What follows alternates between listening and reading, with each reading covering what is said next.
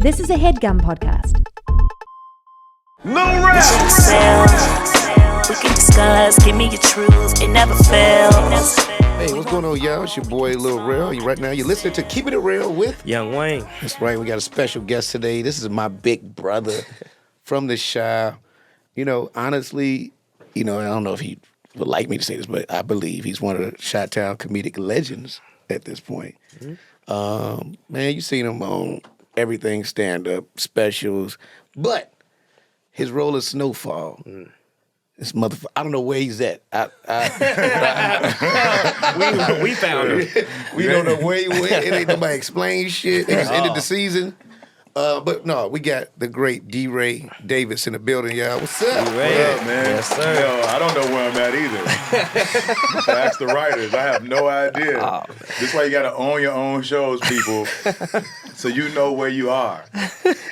Treat everything in life like your own show, so you can know where you are. Don't let nobody else write you out. Period. Peaches is just gone. Just gone. It's like, I just got magical out of nowhere. damn stuff said, man. Honestly, I can't lie. I did not watch. I watched the last episode before the last one I was in. I haven't watched because I was waiting to see. I need to see the whole thing myself because there's a part of me that don't want it to come to a close either. I don't know. No, I think Peach is coming back. I think it's going to be some crazy I would hope so. They got to do something with me or they're going to have a stand-in just over the shoulder. Over the shoulder shot, like, you know what I'm here for. He's just going to nod his head. I didn't talk much anyway. But, man, you know something? You like, what I love about that role for you is, too, like, when you playing a role like that, because Peach is moving silence. Mm-hmm. And so you selling sinister in silence. Like, how tough is that, honestly, for real? It was impossible at first because just acting alone as comics, I mean, well, as you can see, you learn on the job too. You're surrounded by good actors all the time, Rel, the movies you're doing, which is fantastic. Can I curse on here? Yeah, absolutely. It's fucking fantastic. So when I first got the role, I was originally cast as Jerome. And we shot a whole pilot first. So I was Jerome, because, John Singleton came to my house. He was like, I got this role for you. You the uncle. I got cast as Jerome. And then Lauren London was Louie. Dempsey's mom was played by Jill Scott at the time. Clifton Powell was in the original pilot. Maybe it just moved differently. It moved, like, in my mind, I felt that it was too many familiar faces to really tell that story from the dirt. Because if you watch it now you're a fan of everybody. And you might see Eamon and things from before, several castmates and things from before that you didn't really pay attention to them as you weren't like, oh, they had broke ground as far as acting goes. But in that show, they took off. So I was the only known face even coming into 2. And my first week, it was like, I don't know if you ever saw the old Superman movie. It was a movie about the actual character Superman. The guy, I can't remember who played the original Superman. And he was Superman for so long, he got on a TV show. And they're sitting there watching another movie, and they're sitting there watching the premiere to this other movie, and he walks out. And as soon as he walks out, he's doing a serious role.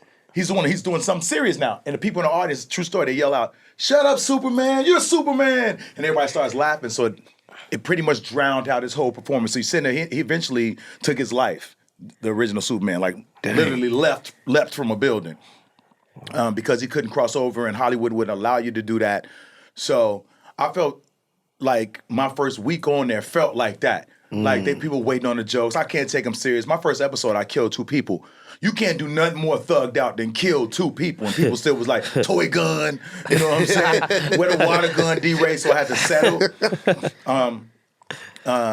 It's not running if you, you have to get off the internet. You get off that, focus on the craft. Because if you stay on there, the opinions of these people and 2 houses down from you who you've never met in that room with the robe on is tearing you apart. Yeah. You know what I'm saying? Yeah. So after I got past that and John settled me and he was like, stop moving your feet so much. You're not here to do this. Ain't comedy. He would always do that, John. You know, he thinks that's comedy. This ain't comedy. You know, you got to focus in. And after I learned how to do that and just listen, and I start practicing at home with just the slightest gestures. And then I took it to my personal life as far as things that would normally get aroused out of me. I was like, center yourself. You know, because a few years back, I used to be, I was I was wild. You know what I'm saying? You know what's crazy? And As soon as something happened, I'm ready to rock. I'm ready to rock. You know what I'm saying? I know we talking about Snowfall, but I was just talking about you to a couple people that we friends with. I'm like outside of you being the happiest I've ever seen you, you are so centered. Like what made that change happen? People say it's different things. For a long time, we are kings of our own chaos. Everything wrong in my life was something that I had lit the fuse to. Every bomb that went off was something I definitely had something to do with. If I was having crazy woman problems, I'm the one sitting there telling this woman I love her, and then realize you don't. Then you keep the facade up in certain instances. Or we're traveling and sharing ourselves with so many different people and giving so much of ourselves away that you don't have nothing left for yourself. Now you're upset and you're angry. But I lit these fuses when I just don't have to light the fuses. I don't have to. Me and my mother would go back and forth, always about money. And this is just funny. My mother's just hilarious. So I hate I'm even saying this on your podcast, but you know me, Rel. So it's like, okay, so they have people's net worths, celebrity net worths on the internet. You just look it up. It's just whatever people want to guess what it is. I think it's hilarious. But mine has been $1.5 million for the last 20-some years. And I was like, and sometimes I look at it and I go, I could be Deray and be like, that ain't right there. I mean, that. Yeah. But I said no, because of how my family is. I just kept it how it was. And I'm thinking, that's cool, man. My mama called me one day. She said, my friend's talking about, I'm asking you for some money. And my friend's talking about, why your son can't give it to you. He worth $1.5 million. And the way she said it, like it was big, I was like, man, you can't. I would dare not ever tell you how much money I really got. And it's just how we see things. So I think that, so my friend, Trey. Yeah. Trey, friend, family, like, every month, he was like, it's like you wait on your mama to ask you for money. It's like you want her to ask you because you want to still be mad about some from before. So you want to control that part of it. Can't wait till she hit me about this money. Waiting on it. When you got you're in the kind of situation, well, why don't you just send it? Just put up a amount and just send it to your mama. And I was like, man. So I started doing that. Like, just start sending it. And not saying my mother's she's not money hungry. She's not like that. My mom just like things taken care of. She feel like, she raised this boy gonna take care of her back. You know what I'm saying? Yeah. And I can understand. That's what I always want to do anyway. Right. But just not forced into it. I don't want to get beaten to it. But so I just started doing that, and our relationship just changed because I decided to just take a step ahead of what I thought what the problem was going to be. I decided instead of lighting that fuse and watching that explode and go bad for me, just in company. I'm not saying she don't be needing extra stuff still, like she don't still ask, but it's a lot lighter. Right. If we get ahead of things that we think are going to, affect us some kind of way, or we do it with everything else. Yep. Love, emotions, and things. That's the only thing we can't buy insurance for.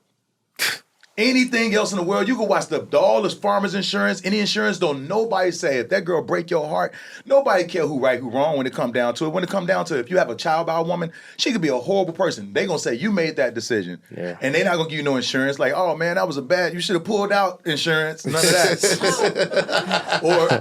or if a woman breaks your heart in the midst of so I just believe in preparing mentally to some point for those things. We worry about other things. We do it for cars. We do it for our house. You should do it for your emotions. Find a place where you can insure yourself. And I think that had a lot to do with it. And the weed rail definitely had something to do with it. That's what I was waiting on. I was waiting on you to say the weed. I was trying to not give it full credit. Marijuana definitely played a part in centering myself. And I've always loved watching people win, but I never sat and watched the games be played and enjoyed it like that too. So like Rel win, if people win, we always shout each other out. Just what the fuck we do. We don't. I mean, if you really good, you like doing that anyway. It's like LeBron, the nigga sit down during the playoffs and he's still tweeting like, "Woo, that boy bad." That's what you're supposed to say. Yeah. Because you good, you good. You weird to sit there and say that part should have been mine. It's some roles that I'm glad I didn't get. And I don't want to talk about the movie now because that would down that actor. But sometimes I was upset that next day and I saw the movie. I'm like, oh shit, that saved my life with this motherfucker. So, your jealousy should be only rooted in happiness. Your jealousy should only be rooted in drive. It should drive you to something. Your jealousy shouldn't be that of which, damn, I wish I had that. But it should be more, damn, I tell Rel all the time, I'm jealous, nigga. And I tried to do it to Afion the other day, but Afion, the Trinity, he a grown man. So he didn't know what I was saying. He's like, no, we're not jealous, brother. I'm like, man, I'm saying it's the uses of the word. It's not, I'm not saying this, I'm not gonna get no trouble. It's like the uses of any other word, like the uses of the word bitch. You with your girl and you really having sexy conversation like you a bad bitch, you know what I'm saying? She's in that, and which we do around the house all the time. But she know when you walk away and you're like, bitch, she like the tone of it. So I think it has a lot to do with just that and transfer. Bottom line is transference of energy from the super negative to trying to figure out how do I cheer on my brothers? How do I find a good place no matter what? Now I sit and get to watch the games even though I'm still playing. I'm still playing. I'm on a whole nother squad, and we got a dope ass team everybody trying to get to the championship. Yeah. So I center myself in that and happiness for other people. Look at my brother winning. Never one sided in situations. I hate that we don't have enough people fighting for our innocent to proven guilty. It's like it don't even exist on the internet. It's like it don't even exist. Yeah. It's straight And guilty. we need more of that. We need more fighting. I've always fought for us, dog. I'm going to fight all the comedians sitting at home. If you got an extra $3 from the Improv about 4 years ago, that was me. In there arguing and why y'all charging a service charge on cash when the service charge is supposed to be for the credit cards. That's my goal. That's what I'm here for. I'm here so we can have a guild. So when you see your meme, you don't be like, yo, that's my comic view joke. It pops up somewhere. It's a guild. You wrote that. Because I bet you if I say a Jay-Z line right now, I'm going to have to pay that. You're going to pay for it. That's So crazy. you just have to pay for my joke. And then if we have to go back and forth and see who originated 82, we could take that to the... That could be some computer. That could be some digging in the archive shit. We can figure it out. And it could even be fun in finding out who first did do the joke. I would love to know who made up these knock jokes for real and not just that it's a stock joke because that belonged to somebody. That was somebody's found out thought. it's Michael Collier that started All of it. started knock jokes. He's Michael buying all of Collier's this. any material. Any stock jokes. It was Michael Cow. That joke. That boy, yeah. But you know what's crazy, Deray? Like, you somebody I extremely learned from. And I think, I actually brag about this about you all the time, about being in Chicago, and especially when I first started. The way promoters end up being promoters in Chicago, the way they did everything, it was based off your format of it. Yeah. We talking about it's a guy named Leroy that passed out flyers. Flyer, man. You was the first. Was you the first person to hire Leroy? No. I found Leroy passing out flyers, but he was. I just always thought promotion was an art form. I remember the first time I got handed flyers, it was for Damon Williams' House of Blues show, and he hands me these flyers, and I had been doing comedy. That was January, so I hadn't been doing it too long. I started probably Mother's Day that May before that. And he told me, help me promote, I'll let you do 5 minutes kind of thing. I think that was the trade-off. And he handed me the flyers. And as soon as I smelled them, my life changed. It was the paper, the wood, the gloss. I could smell it. And in my hands, I started doing the math because I worked with other things that were of blocks back in the day, and it felt the same. It felt like dope. And I said, for each one of these motherfuckers, I'm gonna give. It's worth $10 after I started promoting myself. So then I will watch. I loved music. I made music all the time. I always rap, so I always watched the rap format of things and how Ja Rule at the time was promoting, how Irv was promoting, how Jigga was promoting, Dipset, and I looked at their flyers and was like, I want to promote like a rapper. Yeah, my sticker's gonna be everywhere. My name gonna be everywhere. So when I first started, I got 10,000 flyers that just said Deray, nothing else. Comedian on the back. There was no MySpace, none of that shit. And threw them everywhere. Just my name, just annoying motherfuckers. The fuck is a Deray? Then I put hosted by Deray at my show, and people was like, I think I know that guy.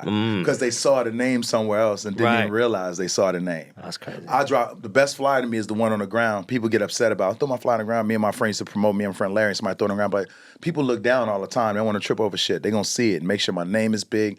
I make sure, I won't tell all my secrets. I made sure, but it's the way I would format the flyer to be eye-catching. Like if I was going to a movie or if I walked past it, what would make me keep this flyer?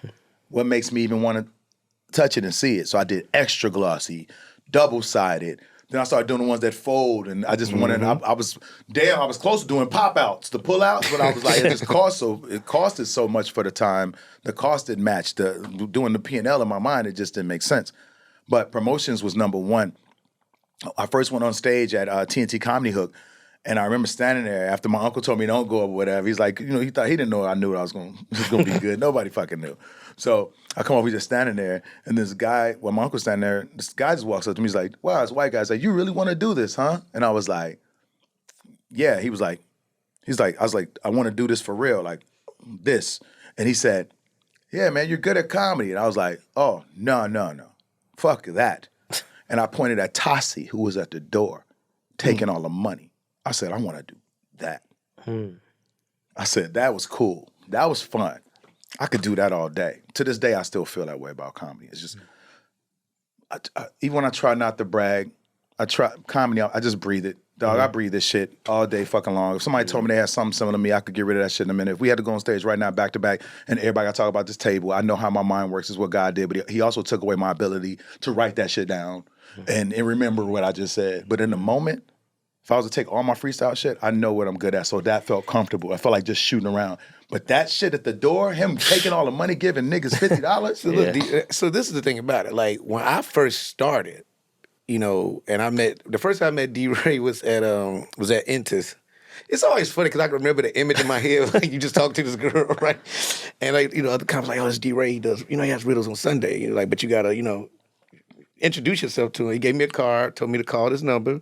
You just had to know. You had a separate card to give to comedians. If you want to go up, you had to call it, and he'll give you a spot on the first show.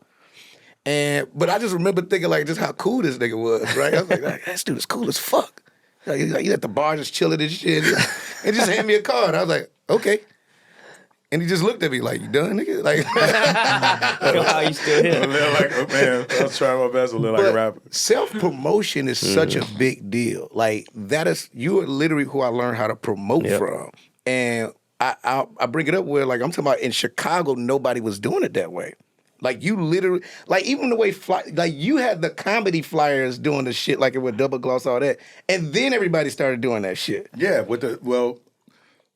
they tried a lot of times, but that's back, R.I.P. to Dre. Me and Dre would sit sometimes, and Dre's a comedian from Chicago. You guys would probably never know, but he was pretty funny. Man, he had about like 7-8 minutes material. He was great at designing, but he unfortunately caught a stray somewhere at a comedy spot, which was fucking insane.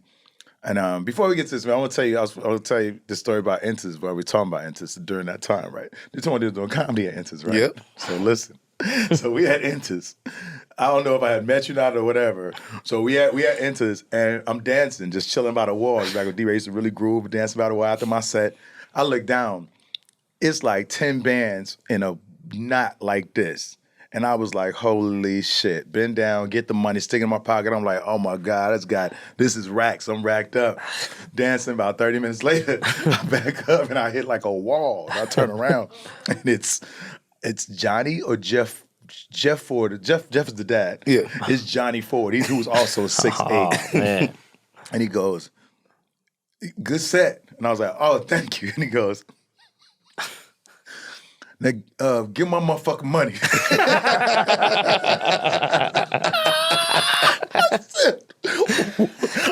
If it was anybody else, I'd probably be like, man, fuck out of here. You think I need money? Would have got out of that. Man, I was now I reached in my pocket like, like I was holding it for him. I was like, oh, yeah, man. It could have not been his. He said, give my motherfucking money. And I was like, oh, shit.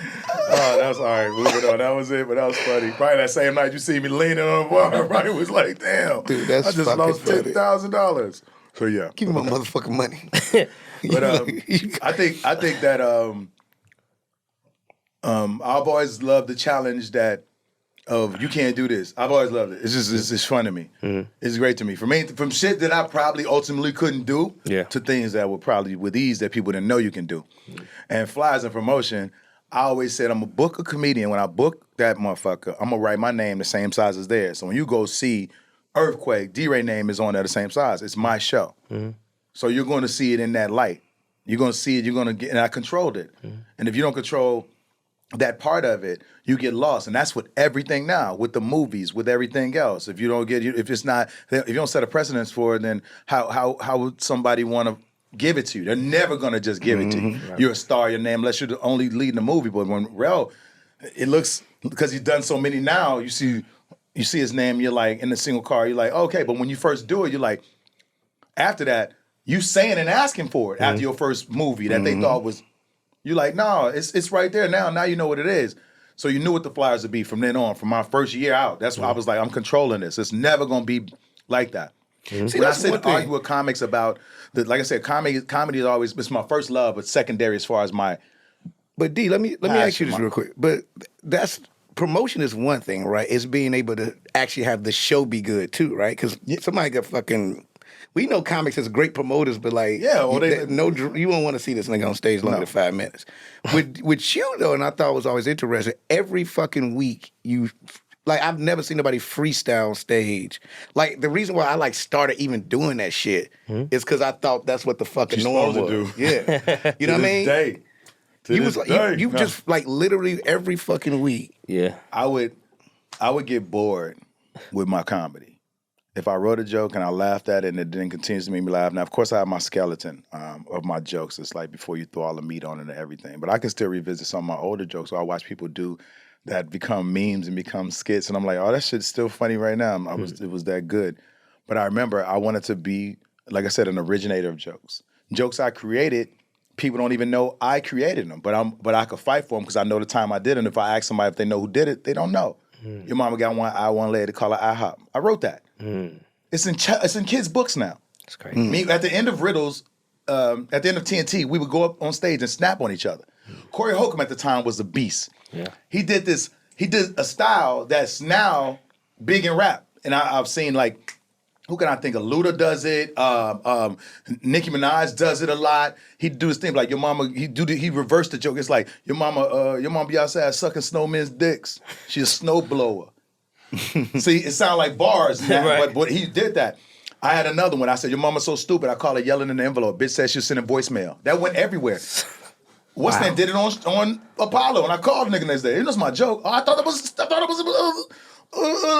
a stock joke. No, because I wrote it. And I take passion in writing that shit. Like, so it's important to me, like, as far as the material, like you said, it going with, like, I want to originate every time I go on stage. I want to be creative. So I go up last at Monday Rays now. I'll go up and host a little bit, but I go up last. And I always be like, these people seen you before. Do something else. Do something else. And if you get that advantage, that rare moment, that rare time in your life where your creativity is overflowing. You know, sometimes we get the block or whatever, but for the most part, if you're in there just working on a muscle consistently, it stays going. And I've always loved Robin Williams for that. Because although he had his ability to freestyle, his ability to retain information, his retention of all these jokes from through his life was like, his body was just filled with them. You know what I'm saying? I think probably more than water in his body. And I remember freestyling with some greats, and I knew I was on the right track. I remember me and him would crack jokes back and forth. When me and John C. Reilly were going back and forth, and I don't think it made it in semi-pro, or me and Anthony Anderson, who's great at freestyling, but I caught Ant in the audition. And I mean, catch, like, that's me a comic. You know what I'm saying? So, just being Eddie Murphy, or working with those people who they didn't write that shit. You know that wasn't in the script, and you're on the same stage as them at that moment. You're like, oh shit, I hoop like this too. I play this too. So I always want to stay creative, but at the same time, pinch from all that freestyle the strongest parts of it. Because peak comics don't know sometimes. You freestyle and talk about somebody, which it could become a real joke too. It's how instead of there being that person, it's somebody else in your mind. I met this one dude you just changed the line and the introduction to it. And so I wanted to always have that. Bottom line, I just want to always be creative every time. I'm planting seed no matter what. So I can always, my garden is consistently changing, continuously changing in my mind, but without it interfering with the structure of who Deray is and how my set is going to start and end. But D, you mentioned Robert Williams. I don't know if I even ever asked you this, but Like but who are your influences? Like I always just looked at you as just Deray and like you just was born and did comedy. That was my question, because hearing you talk about him, because he's an inspiration to you, and then he mentioned two of your largest inspirations, which is Robin Williams and Eddie Murphy. So yeah, it's crazy. It's a lot in common here. But who is your who? Okay, I get mad at comments and I be like, because when comments will start, sometimes like niggas sound like me. I can hear it to this day. It's some dude swag. I know that swag wouldn't exist because niggas just didn't do it. It's just how I knew it. I know I can see what you see the kids. Yeah. I see the children in it. When I started, I was really good at listening. So when they told me, don't do this, don't do that, and not always in the nicest way. That's what's name joke. Don't sound like what's name. I prided myself to talk the way I talk. Now, another thing that helped me is once, like you said, the ADD, the ability just to freestyle, one. Two, if I don't speed up my words sometimes, you'll hear these random pauses. I stutter. So my style was almost on accident because I don't want to fuck up the words. So I couldn't really mimic anybody. You know what I'm saying? But Damon Williams, mic control, crowd control, bringing everybody back in. You mentioned earlier Michael Collier, the ability to lose everything and still perform as if you have it. Wow. Create everything, make everything an instrument, the most important one being your voice. Corey Holcomb, boldness. TK, teaching me to be a super fly nigga. TK Kirkland. I surpassed these guys when it comes to and I mean, I'm talking to you, TK. When it comes to the actual execution of it outside of the stage. Okay, got it. But you had to watch those guys, and you couldn't. It's like when Kobe didn't, if they didn't watch those guys. But there's so many influences, man. I can't. Some guys don't even do comedy no more. Right. I would see them and just be like, they just had something. You know what I'm saying? Something about their style. But as far as like raw inspiration, I never drew from comics. I was too dark, so I drew from film. I drew from Bruce Campbell, Evil Dead. I drew from watching horror. The beats are the same. They're beats of threes. Comedy and horror the same. It has the same but you don't notice that because it's all rhythm to me. And I know I'm sounding really strange saying this now, but I love talking about it. I didn't realize that till I did Get Out. Oh, and how it was literally all the same rhythm. Yeah. Which is why, like, I mean, just throwing it out there, like Jordan Peele he do comedy and he loves horror, and you can tell. It's lit. He was saying, he's like, shout out, Jordan Peele for putting people on it and letting them know that we get weird too. No, black people get weird too. We get weirded out, but he was able to tell it in a way where you didn't feel like this couldn't happen to you because your fears were the same. Just like comedy. We relate to people and then we joke about it. I'm broke, you broke, ha, ha, ha. You know what I'm saying? I'm scared, you scared. Same thing. So I drew from that. And I'll say, even in stand-up, this is going to sound even odd, I because of the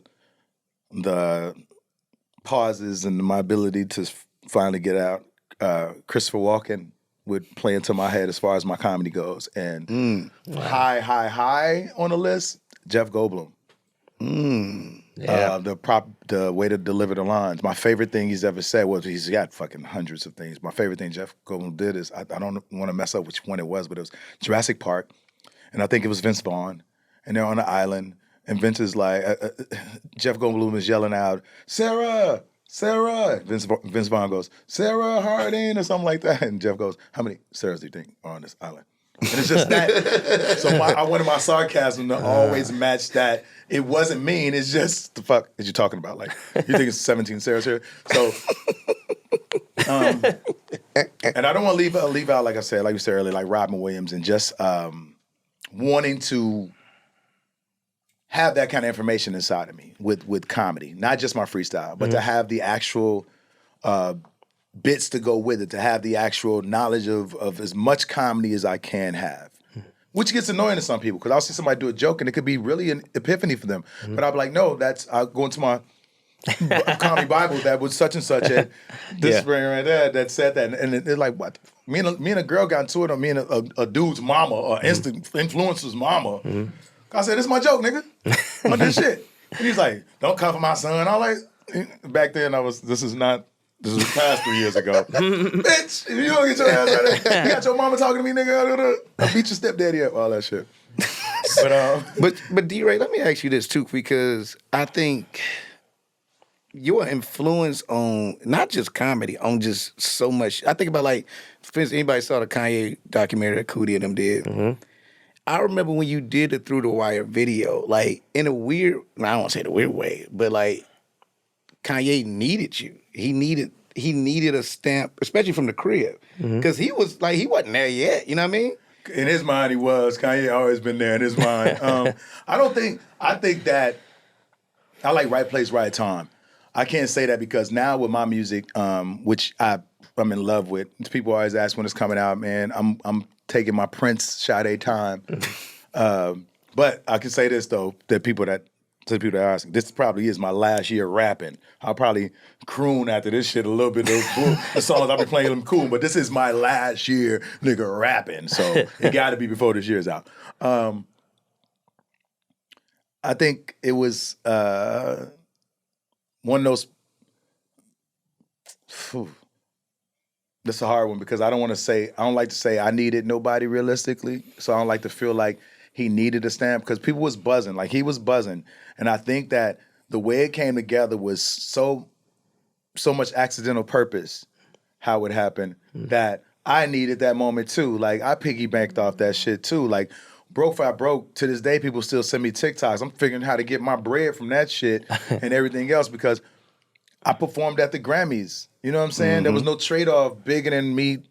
I'm the first comic to perform a skit at the Grammys ever. So that had never happened. So I take that like we give back moments. I don't live in minutes, I live in moments all the time. You know what I'm saying? Because you can't get it back. You can't, like that was huge. And people say, what if I would have knew what I knew now, I did this, did that, then that moment wouldn't have worked that way. You know what I'm saying? They was in the suite. We both was on the verge. I pulled up, because when I first got here, I went and got Lexed out.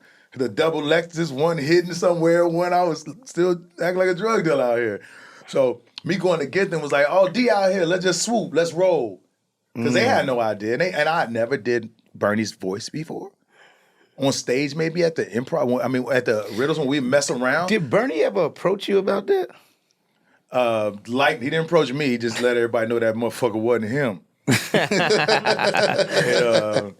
he let him know that wasn't him when he was here. R.I.P. to the great Bernie Mac, man. But they couldn't reach him. That's what they could not reach him. And I know he's probably watching this now. They couldn't reach you, Bernie. And they were like, because it was British. It was British. It was like, what was it? Kanye, can I talk to you for a minute? It was, my British back then was horrible, still just okay now. But that's pretty good. Yeah, that wasn't terrible. I know much better now than the people I work for, see. But back then it was terrible. We did that. And I did another one. I did like a white guy. And then they was turned around. I remember the moment it happened, but I was like, I'll try it. Fuck it. And I was like, Kanye. And then the more I did it, the more the album, the more I did it, the more I felt it. But it was embarrassing then too, because I didn't want to sound like nobody. Right. You killed it. I had to run around telling people it was me now instead of being like, that was Deray. You know what I mean? People like, oh, that's Deray. So, but it is good for trivia games and shit like that. But Bernie, he definitely, his likeness, his people definitely let it be known that was his likeness. And there could be some repercussions. But that's another thing too, like, there's only you and a few people or comics that, besides, I think about you, Alex Thomas, and maybe Lil Duval, that was like, y'all was in all the videos. Like, it wasn't nobody even doing that shit. I ain't do too many videos, man. But was Through the Wire the first one? Like, I think, like, when I seen... I think Through the Wire, I cannot lie, it all happened. I take that back. You're right. I was in fucking... Now I think about it, you're right, I was about 10 videos. I was a video girl. I just forgot that. Chris Brown. I tried to forget that was my old days. I ain't like that no more. I don't get flued out. Yeah, I did Chris Brown. But damn, man. We were going to put it all together, though, for my promo, because for the next tour on the screen, I never did that, where I watched the crowd get hyped about, oh, shit, I did. So I said, fuck it, let's try it, because I just hate when people do all that shit and disappoint. Well, you Play the video again. You know what's funny, D-Ray? Also, you help like Hollywood see Chicago a little more, a lot more actually. I remember one of your birthdays, you flew all of us For out showcase. to LA, the showcase. It's important to me. Can't do it by yourself. And that came from the Wayans. My family, they tried to help back with, Ursula and Tanika tried to help with the comedy club. My brothers was there. Everybody tried to help with the comedy club. But as far as like building a machine and having a real team with you, and y'all was my brothers. Because when I came into comedy, I'm not knocking anyone because I wouldn't be who I am or strong as I am without those things happening. But it wasn't easy for me. People wanted to, tell me what jokes not to do, kind of do. Because I was low-key, I was a phenom. Because I was silly, I was funny, I was going through hell and a half. I was getting divorced at fucking 19 years old. My life was in shambles. So my comedy bled that. And it was like, who the fuck is this? And I didn't know that then was the thing, but I did feel the energy. Yeah. And I remember I was being kind of bullied in the bathroom one time by a comic, just about some shit. And it wasn't bully like, I'm gonna fuck you up, but just about the, you can't do that, dog. And I remember Kenny Howell walked up in the bathroom. He said, you still here talking to this nigga? Like, let this little nigga go, man. Let this nigga do what the fuck he gonna do, nigga. You funny as he be mad, he funny. Nigga funny than motherfucker. Get the fuck out of here. Go be funny, nigga. Don't listen to nobody else. And that same hallway walking down, I just shaking my head. And this other comic was there. He's a little bit quieter. I'm not saying the comic, but the other comic. I'll tell you what, the other comic was James Hanna. And he saw my face and he's like, what's up? He's like, hey, man, I sent Kenny in there. And I said, why you ain't going there? I said, what? He's like, I sent Kenny in there. I was like, that was funny that he even said that. He's like, you're really, really, he has hands. You're really, really good. I don't know what to make of it. You sure you only been doing this like 2-3 months? And I was like, yeah. He was like, just don't stop ever. And I was like, damn, I didn't know what that meant at the time. So now I'm here. Now I wake up, I'm like, don't stop ever. I think little phrases like that keep me wanting to it's just, I don't know, man. James has always been like this. Well, rest in peace, James Hanna, great comedian, writer, but this stamp of approval guy. Like, because I remember when I was doing the Dallas Improv, and he showed up, and he did that, right? Hey, man, wow, you got. And I was like, yo, you want to, And he'll also like down the line, he told me I looked upset, or why you letting that affect your set? And they stamped him as bitter. They said James was bitter. He was upset about Hollywood when he was fighting for his life. And I don't mean because he passed, because this is your life and your livelihood. So we call these comics bitter after we shut them out and whatever, after they get to a certain point, we think they just mad. When it's not bitter for someone to say what they believe they deserved. Mm-hmm. And James, being who he was, when I saw him last, before he last came to work with me, was driving a limo. And that's James Hanna. And I was not going to let that happen. You know what's crazy? And I remember the moment I had with him, and I was like, will you, I was uncomfortable asking him to open for me, and he stopped that. He said, Rel, no. Yes, I want to open, man. Yeah. Like, and I'm like, because I looked up, I have a lot of respect. I get what you're saying, but man, you pass me the ball, I'm dunking. Bottom line, that's what it is. There's certain people, I'm just sitting here and I don't want to, it would be disrespectful to the other comments that I wouldn't do it for. There's comments all the time I think about who I would open for. And then there's certain comments I'd be like, even though status-wise, when they make the call, they try, but there's not nobody. This how niggas know I'm sorry talking like D right. And the bottom line, dog, where y'all try to put me, won't no nigga let me open up for him or go before him. It's only a certain few niggas. There ain't many Mike Epps in the world who be like, I don't give a fuck who go before me because that nigga is just so branded. And so, but there's a lot of niggas who know. They know where you supposed to be, but they like, but we're so powerful with the more they push me like this, the more I go like this. The more I go like, you ever see, what's the movie called of There Will Be Blood? Let me tell you something. Funny you say it. So I was watching the Snoop Dogg special, right? And that's a great example of that. Of I saw who I was on there. Yeah. But I only saw one person really, people passing out the videos. And it was your set. And you on there. And like for me, I already know, like, I consider you one of the kings. You know what I'm saying? Appreciate like we talked about this before. Like, And it's interesting. Well, I'm like, I love sometimes because that happened too with the first Shaq All Star. That first one is a motherfucker. Classic. Because But one I had on the hottest hat in the world in Arizona and a vest. yes, Let's never forget that. That's fucking insane. First, Wow. I was sweating my ass off. That's so what I he's. better That's do when you. something. This is when you used to do the hat lean. So like I say this, I'm being straight up transparent. A lot of shit I literally bit from Deray. I'm talking about from wearing the jerseys with my name on there. Yeah. Which was smart as fuck. Yeah. And I don't like to say because a lot of stuff he was. This is what I told them. That's what the point I was trying to get to before we talked about the comments earlier, which I got lost on because the story was so. We got into James, but I had a heart in comedy, so I wanted it to be only hard with comedy for them, not the other side of it. Right. So off the bat, I was like, y'all 3 motherfuckers. Or y'all 4 people gonna rock together. When I book one, I book them all. Yeah. Wasn't nobody different unless you surpassed in practice. Like if you clowned in practice, like Michi was fucking good, right? Yeah. Right, shout out His to mind Michi. was- So we talking about Michi, Wildcat, and which the original 3 was the last laugh trip. Was Yeah. me, Michi, and Wildcat, and then we added Damn Fool. Yeah. But he actually put us together like a fucking comedy boy band. Hey, Yeah, he- like, seriously, He said like- he booked one, he booked all. Fam, we would be all on the fly. It's Like, the last laugh troop, dog. last Man, laugh troop, yeah. man, we had handshakes and everything. Them niggas was dope. Them niggas, but the point was, Michi was real dope. Michi mentally gets in his head sometimes. Other than that, he's always a genius. Right. Gets in his head and stops himself. Which you can hear it in the material, not what he's saying, but how he's delivering it. Okay. Rel started dunking. Rel, that's just the truth. Rel started dunking. And I'm like, hey, some niggas had a conversation they self. So I think Michi didn't do it once, and then Rel hosted once where they was hosting riddles like back and forth. And I'm like, you got to pass the ball to the nigga who hitting the threes. Yeah. At that moment. And stay close to him so when that nigga get traded, he LeBron you and you go with him. Yeah. That's what I was trying to sell through comedy. I didn't want to have to watch my back as a comedian. Right. So Well, he always commends you on everything, like the promotion, how you did everything. When did you see something in Rel? First time I saw him. First time.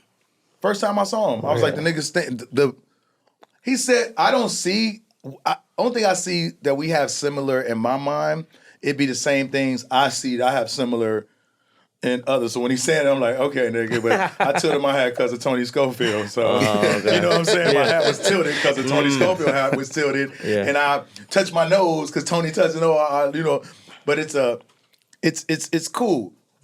Tonally, when dudes hang around each other, Corey, Jeff, them they have a tone. They don't sound exactly like they do. We all had a tone. So when you hear us doing our jokes and we talk about our shit like we do this on our breath after we get done, that's our tone of our crew. So why wouldn't we sound similar if I'm right now? You know what I'm saying? If I'm up here doing it, we do it, and we seeing what's winning and what's making sense. But our jokes weren't the same. that's what made Chicago stand out, like more than any city to me. Like, especially when I was coming up, and even, I know the group before us, everybody didn't want to sound alike. Like motherfuckers wanted to be different.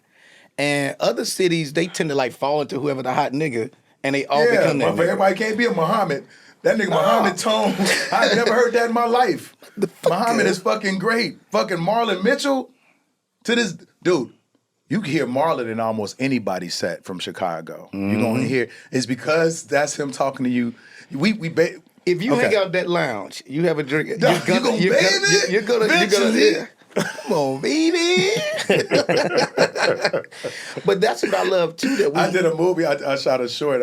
It's gonna sound weird saying it. Halloween 3-2, but I produced a short horror film. hilarious. When there's a part when the gate is falling, I'll play it for you one day, Rel, and I just hear myself saying, because I'm just doing the voices to it. I was like, oh, don't do that to me, baby. That's Marlon. When Marlon texts baby in our group chat, I know it sound like that. But yeah, I'm sorry, Rel. And this is the thing about it. It's all about influence, right? And I think, like, I've just seen you influence so many things. You know what I'm saying? Like, I mean, everything. Like, it's cats that even try to move. Deray the ladies, man. It's cats that tried to do that, and they couldn't do that. Like, for real, I've seen it. Like, I've seen it firsthand. I feel sorry for him. Because either way, it's going to be the headache. So either way, there's nothing. I think me having all these sisters I have, me respecting and loving, because people watch it. but respecting and loving just the art of women and what they do when they're around me. And it's not just my girls and that I love or that I've been with, or women that have been with me, but my staff, mostly women. You know what I'm saying? Just to know you straight. In a time where niggas work for you, where you don't go, if $5, but you like, which one of these niggas took the $5? In your mind, and I could just be a sucker, but in my mind, if $5 missing in a woman here, she went to do something with it or flip it and make 10 with it, or I picked up that 5. It was this, or what? It's like it's just a different trust we have in women. If you're in the alley and you're running from a dog and just letting your heart pound and go, and you just let yourself yell out something, the first thing you're gonna say is "Mama." Mm-hmm. You ain't gonna say daddy because you ain't seen that nigga. So I'd rather trust women. So I think that the way people see it, like I get all the people say from the Instagram, poly this and poly that. I don't follow those pages because that's not what my situation is. I'm not trying to spread the thought of, I think if you have one woman at home and everyone's fulfilled and everyone's happy, that's comfort too, But I'm not gonna act like I don't love the fact that I've been blessed enough to be able to travel in multiplicity as far as love goes. Multiplicity. I've always been like a fly on the wall when it comes to you. I think that's so. I almost think that helped me in my career because I was just quiet and I like to observe everything first, right? And be like, okay, that's interesting, right? That's an interesting Thanksgiving. They are. Thanksgiving is great. Because ain't none of them motherfuckers cook. Yeah, no. But no, because he's the cook. And I'm the cook. Deray is the cook. Yeah. Yeah. I cook everything. Whatever you want, I could cook. That's what's up. I just show Which up. is how I show got up fat hungry. the first time. When he's cooking, I like wait in the kitchen like while it's still being cooked. Like I made some. Well, I did like it don't matter. I did these like ribs one time, but I like boiled the ribs, whatever. And Rel was eating. He was like, "You should sell these." I was like, "Great, just eat it." Come on, Rel. Rel was already thinking, they were coming off the board. Deray's boiled ribs. Let me open up a restaurant. Deray's boiled Because that's ribs. what it is till you tell me you boiled. I'm like, you boiled them. You gotta sell this shit, man. Deray's boiled ribs. Oh, man. I do wonder though. You getting divorced at 19? Do you think that affected like the way that you view love and relationships and your approach to them? I think my reasons for getting married is nobody in my family had successful relationships, and I didn't want. I don't know, man. I felt like I was really blessed. I'm really big on God alone, not so much in the church because too many thought processes going on. I don't know what people really in here praying for. I've always thought about that. Like I always thought about boxers when it come to God. Like both of these niggas in the corner going, Lord, please let me win. And then when I'm lose, you're like, damn, you like that nigga better? And that's not the way it works. So I wanted to be married and I wanted to just have some kind of foundation because I thought that would change my outcome as far as how my dynamics in my mind were as far as how family goes. The family dynamics was get married, have kids, work more out. But also, she's really pretty and was high school, beautiful Haitian girl. And it was... It's a crazy story to that, though. Which parts? I want to say what's happening. The whole shit is wild, though, yeah. This is... It's fucking crazy. She actually just texted me the other day. I was just about to ask, you still in contact with her at all? She texted me, well, I called her one time about 2 years ago because we never like legally got divorced. And Coco was sitting on the couch and she was talking shit. She was like, "Nigga, you still married?" And I was like, "No, the fuck I ain't." She's like, "You still married?" I was like, "How?" She got married after me. She's like, "I don't give a fuck. You never got divorced. You still married." And I don't know how she did it. Took out like an ad in the paper. I forgot how she separated. But I was 20 years old. And Damn. so I called her and I was like, "Hey, yeah, talking regularly. You got. When year did we get divorced?" I did it like that, like kind of acting like that. Like, "Oh, that was it." And I was like looking at Coco like, but yeah, it was interesting though, man. What the fuck is you doing, Rel? Right. Because I be trying to keep people watching because my thing is about where people living now, how they are. Because I got some stories. I got a story. When I tell you I went through my phone earlier, and I was like, dog, this motherfucker's definitely married now. She having a great time. And this is out partying. It's like, it'd be the simplest thing. A girl could have just been dancing in the club. Like, her nigga don't want to see this right now. Like, I could put together a documentary. But I won't do that. But it's like it's like a superhero origin story. I got hurt and I got stronger. Yeah. Then you was like, fuck this shit. Like, I've heard versions of that, right? You say it like, oh, that's motherfucker, something. Because then you see it like in a comedy club, like, what the fuck? Bro, I've seen her so many times after that, but I think it was you talking about me trying to get back, and I'm on stage at TNT Comedy Hook, and I'm tearing the crowd down and fucking the nigga up in the back, and he was like, my boy in Mexico with your wife right now. Wow. And I was like, what? Fuck out of here. And he said, I don't want to say the nigga name, man. I don't want to get them niggas no platform. The nigga, but he said her name. No. And I was like, what? And I swear, I was like, I never felt nothing like that. I was like, huh? Oh. What? You talking about oh my God, the story go back so far realistically, man. It's all right, so I worked in the clothing store. Jesus Christ. Worked in the clothing store.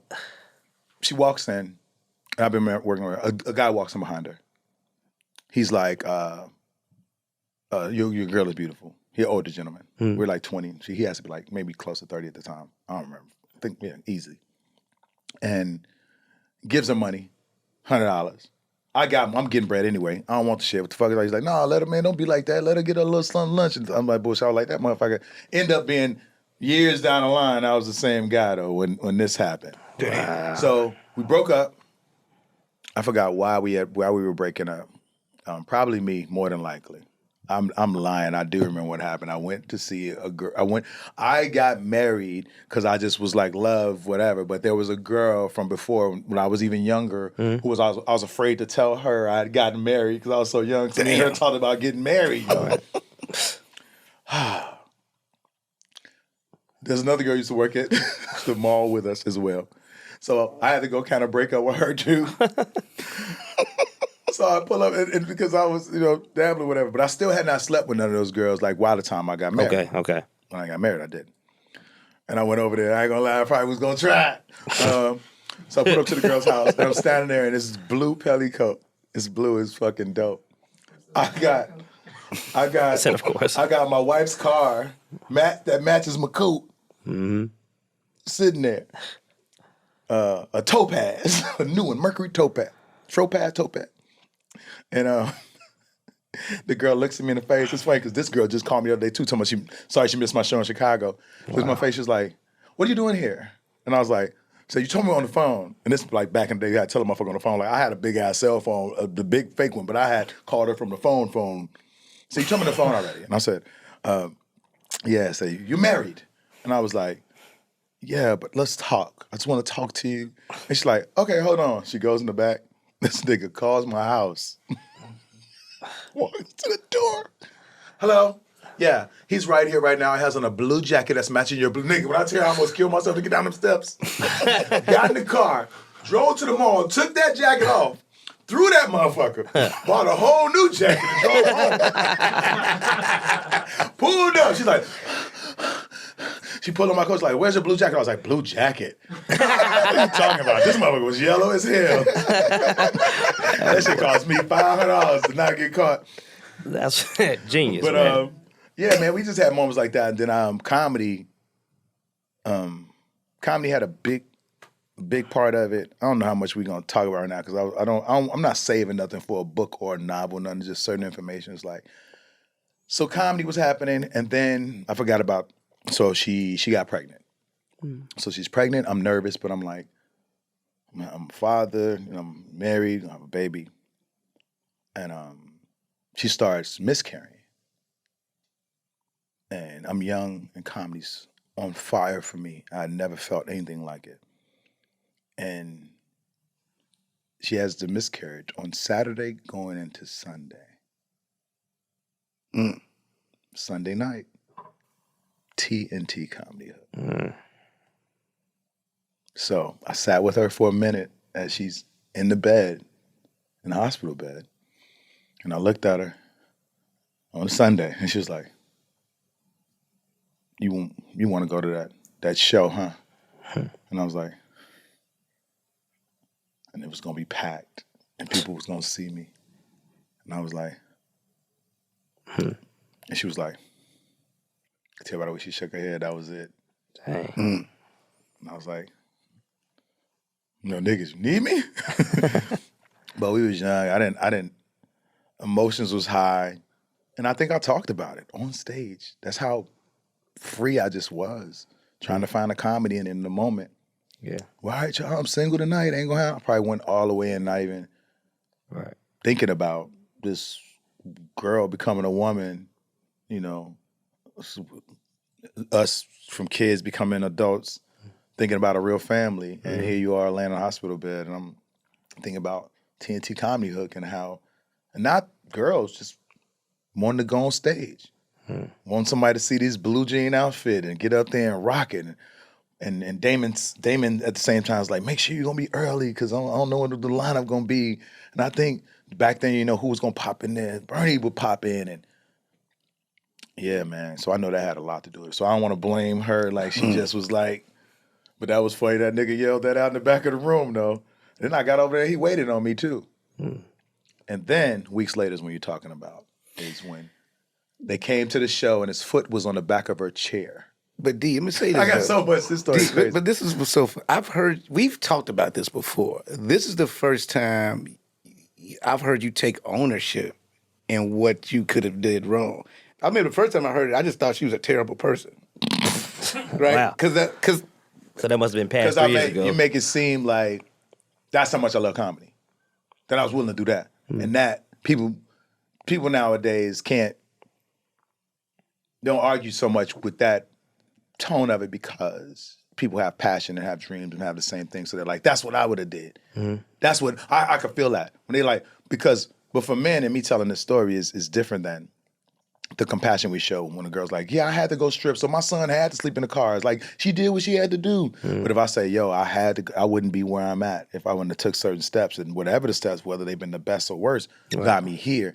If I start playing Jenga with my past, I don't know at what point it's gonna be the one that topples it over. So there's also the growth and the just within myself and how it makes me feel. More than it is about anything else, but I was in love with comedy more than I was in love with anything else or anyone else. That's all I had. I mean, that's the selfishness of it. It's a really selfish dream, especially in the beginning. Yeah, it's crazy. But you also you come from nothing. Yeah. Get chances. People paying me to tell jokes. Yeah. Mom was fucked up. I got all these stories bothering me, all these different stepdaddy niggas that been around, all these relationships I didn't thought I had, all what would we be if we weren't comics though? Where would this pain go? Where would this energy go? Because it's actually a superpower and it can be used for fucking good or bad. And most of the time, when you see people being mean, super fucking mean, and we giggle about it, they make great comics. They tone down that superpower, but they out there being fucked up and we don't know where we would put it. And I wouldn't, like I said, I don't want to blame nobody or nothing made me love comedy, but it was all I had, man. For real, it was it. And I didn't feel good when I got off stage. And I did, me and her, of course, I went back, but it's like that moment I had to go. You did what you had to do. Not just for you, but for your family overall. Looking back at it. But you didn't know that then. Back then, like Rel said when he first heard it, he like, this nigga crazy. Like, you don't give no fuck about nothing. That nigga like, comedy or die. Literally, what else you thought gonna be, man? Like, man, we need a part 2 with Deray, man. Well, we do. What time? Is it 2 o'clock? Oh, my bad. Yeah, it's not your. This is great. Well, it's because me and Rel talk like this anyway. Just meet us at the Dime or something. Just turn the mics on. Podcast anyway. We should just do this in a park one day. We just do it in random places. We just have a podcast and tell people to be quiet too around us. Could you not walk that dog right now? Thank you. Jesus Christ, shooting a podcast here. Do I have time to jump into a couple of the game questions? No, we got to wrap this up. We have a little bit. Y'all sure? All right, my fault. Let's just knock it out. No backstory. Sorry about All that. right, let's do it. Okay. Who said this? Women that don't want to have fun, you can't hang with me. I like to do stupid shit. I like for me and my woman to put on red shirts, go down to Target and pretend we work there. Deray Davis. You know when you said that? The Shaq All-Star. Okay. Okay. 2009. Yeah, because I got a text about a dude saying I had heard his joke, and nigga, please. I don't know where that nigga at now. He's I killed him on the internet too, dead and buried. He gone. Yeah. Hey, don't send me nudes ever. I just send back a thumbs up or the big eyes. I never said anything that the Shade Room could repost. Me. When did you say that, man? Oh man, is that an interview? Yeah. Breakfast it was Club? The Real. The Real. Yeah. Damn, you said that on the real? I don't. When you said no, because they're saying what's the weirdest ones. Too. I never said nothing that meant like, ooh, girl, I can't wait to no. I was like, thanks. I was like, that's cool. It could be full news. They didn't explode it all. And I was like, I'll just send back an angel face like, you don't catch me replying with the nasty man. Thank you, girl. Meet me on. Who said this? Don't let your pride and ego get in the way. And this, he thirsty. I am thirsty. And I want that. I need that. Who said that? Damn. That me too? Nah, you ain't said that one, man. Wait, say it again. Don't let your pride and ego get in the way. And this, he thirsty. I'm thirsty. I want that. I need that.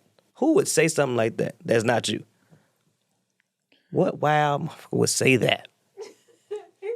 He's trying to say DC Young Fly? No. It was Tyrese on the Breakfast Club. Tyrese said that shit? What'd he say? I ain't even gonna lie, man. As you reading it out exactly? It says, don't let pride and ego get in the way. And this, he thirsty. I am thirsty. I want that. I need that. Oh, damn. He's saying, don't let your pride get in the way, saying when women call you thirsty, yeah, I'm thirsty. Like, Yeah. I want it. I need it. Nah, that's Yeah, pretty crazy, man. Hit whole slurp. God damn, he need to put that in the lyric.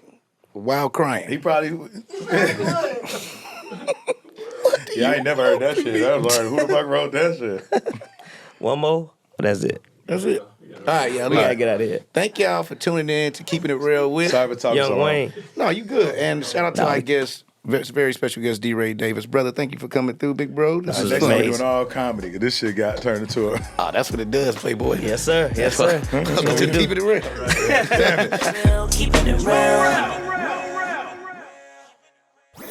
That was a Headgum podcast.